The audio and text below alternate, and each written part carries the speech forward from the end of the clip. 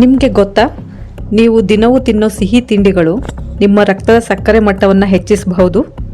ಆದರೆ ಪ್ರಕೃತಿ ನಮಗೆ ಕೊಟ್ಟಿರೋ ಈ 2 ರಾಯಲ್ ಹಣ್ಣುಗಳು ನಿಮ್ಮ ಶುಗರ್, BP, ಹಾರ್ಟ್ ಪ್ರಾಬ್ಲಮ್ಗೆ ಶಕ್ತಿಯುತ ಪರಿಹಾರ ತರಬಲ್ಲವು.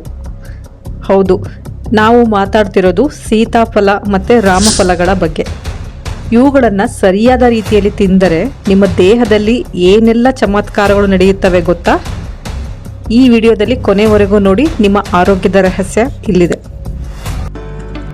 ವೀಕ್ಷಕರೇ, ಸೀತಾಫಲ ಅಂದರೆ ಕಸ್ಟರ್ಡ್ ಆ್ಯಪಲ್ ಮತ್ತು ರಾಮಫಲ ಎರಡೂ ಒಂದೇ ಸಸ್ಯ ಕುಟುಂಬಕ್ಕೆ ಸೇರಿದ ಹಣ್ಣುಗಳಾಗಿದ್ದರೂ ಇವುಗಳ ಗುಣ ಹಾಗೂ ಪ್ರಯೋಜನಗಳಲ್ಲಿ ಸಾಕಷ್ಟು ವ್ಯತ್ಯಾಸಗಳಿವೆ.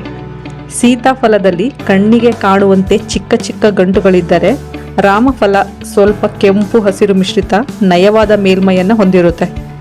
ಇವೆರಡು ಹಣ್ಣುಗಳು ಕೇವಲ ರುಚಿಯಲ್ಲಿ ಮಾತ್ರವಲ್ಲ, ನವೀನ ವೈದ್ಯಕೀಯ ವಿಜ್ಞಾನದಲ್ಲೂ ಅತ್ಯಂತ ಶಕ್ತಿಶಾಲಿ ಔಷಧೀಯ ಹಣ್ಣುಗಳೆಂದೇ ಸಾಬೀತಾಗಿವೆ. ಇವುಗಳಲ್ಲಿರುವ ವಿಟಮಿನ್ಗಳು ಮತ್ತು ಆಂಟಿ ಆಕ್ಸಿಡೆಂಟ್ಗಳು, ಮಿನರಲ್ಸ್ಗಳು ನಮಗೆ ಹೇಗೆ ಸಹಾಯ ಮಾಡುತ್ತವೆ ಎಂಬುದನ್ನು ಒಂದೊಂದಾಗಿ ತಿಳಿಯೋಣ. ಸೊ ಮಿಸ್ ಮಾಡದೆ ಈ ವಿಡಿಯೋನ ಕೊನೆಯ ತನಕ ನೋಡಿ. ಮೊದಲನೇದಾಗಿ ಸೀತಾಫಲದ ಅದ್ಭುತ ಆರೋಗ್ಯ ಪ್ರಯೋಜನಗಳ ಬಗ್ಗೆ ತಿಳ್ಕೊಳ್ಳೋಣ. ಹೃದಯದ ಆರೋಗ್ಯ ನೋಡಿ, ಸೀತಾಫಲದಲ್ಲಿ ಮೆಗ್ನೀಷಿಯಂ ಮತ್ತು ಪೊಟ್ಯಾಷಿಯಂ ಸಮೃದ್ಧವಾಗಿವೆ.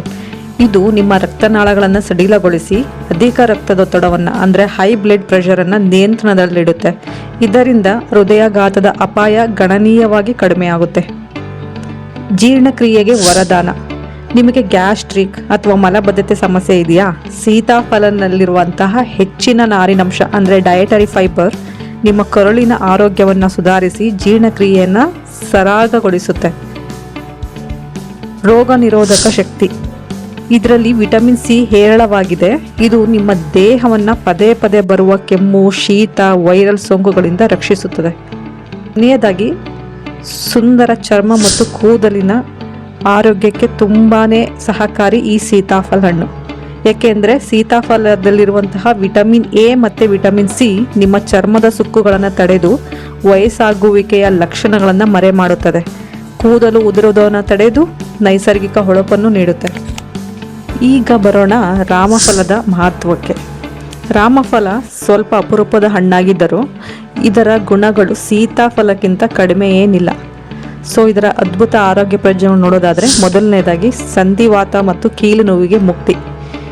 ನೋಡಿ, ರಾಮಫಲದಲ್ಲಿರುವ ಉರಿಯೂತ ನಿವಾರಕ ಅಂದರೆ ಆಂಟಿ ಇನ್ಫ್ಲಮೇಟರಿ ಗುಣಗಳು ಕೀಲು ನೋವು ಮತ್ತು ಆರ್ಥ್ರೈಟಿಸ್ನಿಂದ ಬಳಲ್ತಿರೋರಿಗೆ ಅದ್ಭುತ ಶಮನ ನೀಡುತ್ತೆ.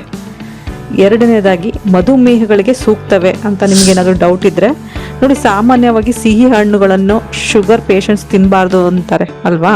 ಆದರೆ ರಾಮಫಲದಲ್ಲಿರುವ ಗ್ಲೈಸೆಮಿಕ್ ಇಂಡೆಕ್ಸ್ ಕಡಿಮೆ ಇರೋದ್ರಿಂದ ಹಿತಮಿತವಾಗಿ ಸೇವಿಸಿದರೆ ಇದು ರಕ್ತದಲ್ಲಿನ ಗ್ಲೂಕೋಸ್ ಮಟ್ಟವನ್ನು ಸಡನ್ನಾಗಿ ಹೆಚ್ಚಿಸುವುದಿಲ್ಲ. ಮೂರನೇ ಮುಖ್ಯ ಆರೋಗ್ಯ ಪ್ರಯೋಜನ ಕ್ಯಾನ್ಸರ್ ತಡೆಯುವ ಗುಣ ಇದರಲ್ಲಿದೆ.